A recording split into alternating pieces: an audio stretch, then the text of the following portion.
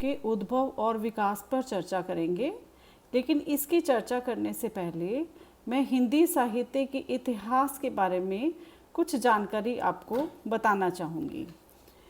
हम जब बात करते हैं हिंदी साहित्य का इतिहास, तब हमारे दिमाग में ये आता है कि ये इतिहास क्या है और ये कहाँ से शुरू हुआ। आपने फर्स्ट ईयर में ये पढ़ा होगा कि हिंदी साहित्य में जो ग्रंथ आते हैं उनको हम 3 भागों में विभाजित करते हैं, आदिकाल, मध्यकाल और आधुनिक काल। जब हम आदिकाल और मध्यकाल को पढ़ते हैं तो हमें ये पता चलता है कि उस समय केवल पद्य में रचना होती थी। मध्यकाल के भी 2 भाग आपने पढ़े हैं, भक्ति काल और रीतिकाल। रीतिकाल अभी आपके सेकेंड ईयर में फर्स्ट पेपर में है। भक्ति काल और आदिकाल आपने फर्स्ट ईयर में पढ़ा होगा। उसमें हम ये देखते हैं कि भक्ति काल से पहले, आदिकाल, भक्ति काल और रीतिकाल, तीनों कालों में हमारे पास केवल पद्य में रचनाएं मिलती हैं। ऐसा नहीं था कि उस समय कोई नाटक नहीं लिखे जाते थे, वो एक तरह के संस्कृत में या बांग्ला में वो अनुवादित थे। जैसे रंगमंच की दृष्टि से हम कहें, वो चीज़ नहीं थी। क्यों? क्योंकि उस समय तीनों कालों में, या 2 काल कहे, दूसरे काल के तो 2 विभाजन हैं।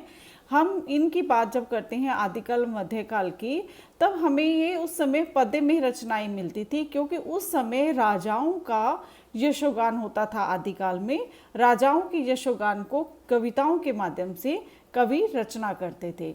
भक्ति काल में आकर के जैसे कबीर, सूर, तुलसी ये सब आए हैं, तो इनका माध्यम भी भक्ति करना था, और भक्ति वो को भी उन्होंने काव्यों के माध्यम से, पंक्तियों के माध्यम से अपनी भक्ति भावना को स्पष्ट किया है।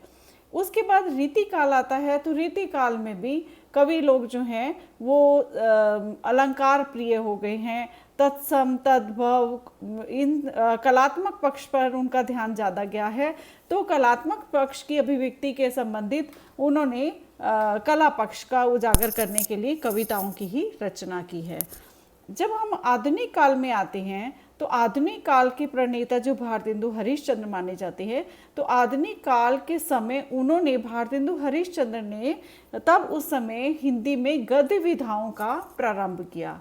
उन्होंने देखा कि कविता जो है वो प्रत्येक जनमानस तक नहीं पहुंच पाती, इसलिए उन्होंने कहा कि पद्य के माध्यम से पहुंचाने की अपेक्षा गद्य को जो भारतीय जनता है, जो एक अनपढ़ जनता भी है, वो भी समझ सकती है।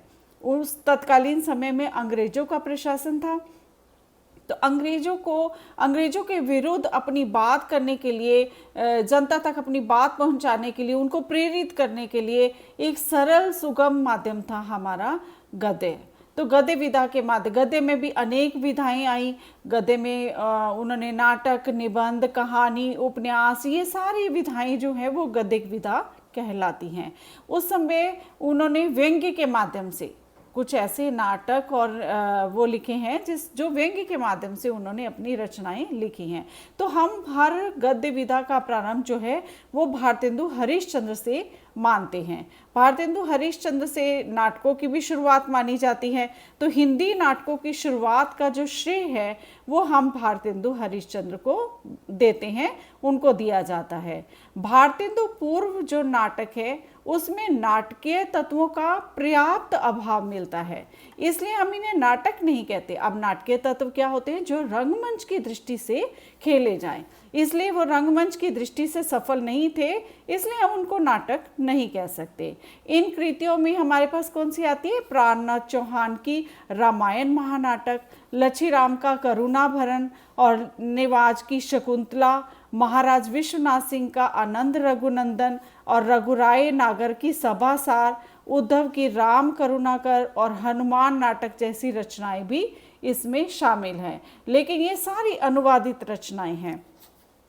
उसके बाद इन तमाम खामियों के बावजूद रीवा नरेश विश्वनाथ सिंह के आनंद रघुनंदन को हिंदी का प्रथम मौलिक नाटक माना जा सकता है। हालांकि यह भी भारतेंदु हरिश्चंद्र के जो पिता गोपीचंद के जो नहुष नाटक है उसकी ही भांति ब्रज भाषा में लिखा गया है। जिस समय भारतीय समाज राजनीतिक, सांस्कृतिक और सामाजिक परिवर्तनों के मोह से गुजर रहा था, उसी समय भारतेंदु हरिश्चंद्र ने उसकी उधरमुखी जो शक्ति है, उसके अंदर की जो शक्ति है, उसको पहचाना और उसे विकासमान बनाने के लिए अपनी सारी शक्ति लगा दी। उन्होंने क्या किया, रूढ़ियों को सबसे पहले तो प्रबल झटका दिया, रूढ़ियों को तोड़ा और युग के अनुकूल, उनको जो युगानुकूल मानो उनको अचूक परख से उनकी प्राप्ति की, अर्थात वो अमूलचूल परिवर्तन किए। और उनकी अभिव्यक्ति उनके नाटकों में भी हमें ये दिखाई देती है, क्योंकि उस समय तत्कालीन समय में अंग्रेजों का प्रशासन था और रूढ़ियों से लोग जकड़े हुए थे, तो उन्होंने उनकी बात को अंग्रेजों के विरुद्ध, एक प्रशासन के विरुद्ध लोगों को जागृत करने के लिए सबसे पहले उन्होंने रूढ़ियों को तोड़ा, ताकि लोग उन मान्यताओं को तोड़े और तत्कालीन स्थितियों के लिए एक वहां पर इकट्ठा हुए। और इसके लिए उन्होंने नाटकों में ऐसी अभिव्यक्ति उनके नाटकों में हमें दिखाई पड़ती है। और पारसी रंगमंच की हरासोन्मुख कृतियों, कुत्सित जो प्रवृत्तियां हैं, उसके विरोध में भी भारतेंदु जी ने नए नाटकों की सृष्टि की है और नवीन रंगमंच की भी स्थापना की है। और आधुनिक युग के जो सर्वाधिक प्रभावशाली नाटककार जो है वो भारतेंदु हरिश्चंद्र को हम मानते हैं, आधुनिक युग के। ठीक है, आधुनिक युग में भी आगे बहुत सारे हैं, फिर ये युगानुकूल आगे आते हैं, हम सब देखेंगे। लेकिन आधुनिक युग में सबसे पहले भारतेंदु हरिश्चंद्र को प्रभावशाली नाटककार माना जाता है। उन्होंने मौलिक और अनुवादित दोनों तरह के मिलाकर के 17 नाटकों की रचना की। और भारतेंदु युग के नाटकों में तत्कालीन जीवन का जो यथार्थ है वो अपनी विषमता बोध से परिलक्षित किया उन्होंने अपनी रचनाओं में। और भारतेंदु के जो वैदिक हिंसा न भवती और अंधेर नगरी, बालकृष्ण भट्ट का जैसा काम वैसा परिणाम और आचार विडंबन, विजयनाथ त्रिपाठी का महा अंधेर नगरी और प्रताप नारायण मिश्र के कली कौतुक रूपक और राधा चरण गोस्वामी के बूढ़े मुंह मुहासे, ये सारे उल्लेखनीय प्रहसन हैं। ठीक है, ये नाटकों का ही रूप होता है, प्रहसन। इस युग में संस्कृत, बांग्ला और अंग्रेजी भाषाओं के नाटकों का अनुवाद भी किया गया था। भारतेंदु ने संस्कृत, बांग्ला और अंग्रेजी तीनों स्रोतों से नाटकों के अनुवाद किए। उनका दुर्लभ बंधु अंग्रेजी के द मर्चेंट ऑफ वेनिस का रूपांतरण है, वो शेक्सपियर के हिंदी के बिल्कुल आरंभिक अनुवादों में से एक माना जाता है। शेक्सपियर का पहला हिंदी ये अनुवाद है। और द कॉमेडी ऑफ एरर्स का रतन चंद्र द्वारा प्रस्तुत जो शीर्षक भरम जातक नाटक भी लिखा गया।